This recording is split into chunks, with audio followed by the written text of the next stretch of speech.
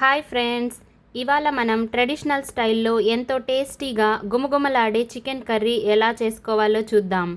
అన్నంలోకి, రాగి సంగటిలోకి లేదా చపాతీలోకి తింటే అద్భుతంగా ఉంటుంది. ఇక ఆలస్యం చేయకుండా రెసిపీ స్టార్ట్ చేద్దామా? మిక్సర్ జార్లో ఎండు కొబ్బరి ముక్కలు, ధనియాలు, అల్లం ముక్కలు, వెల్లుల్లి, మిరియాలు, గసగసాలు, కొంచెం నీళ్లు పోసుకొని మెత్తగా గ్రైండ్ చేసుకొని పక్కకు పెట్టుకోవాలి.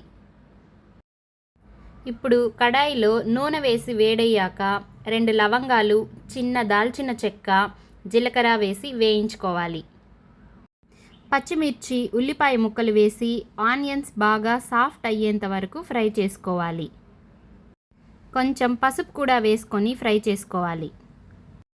శుభ్రం చేసుకున్న చికెన్, ఉప్పు వేసుకొని ఒకసారి బాగా కలుపుకోవాలి.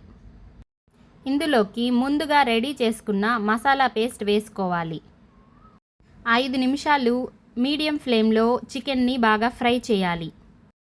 కారం పొడి, ధనియాల పొడి వేసుకొని బాగా కలుపుకోవాలి. మసాలా నుంచి ఆయిల్ సపరేట్ అయ్యేంత వరకు ఫ్రై చేసుకోవాలి.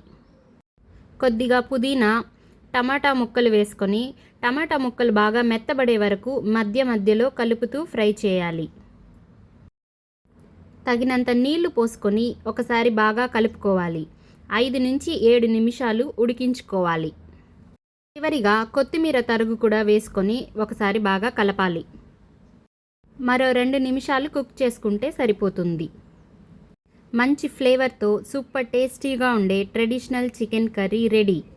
ఎప్పుడూ చేసుకునే విధంగా కాకుండా ఈసారి ఈ స్టైల్లో చేయండి, తప్పకుండా నచ్చుతుంది.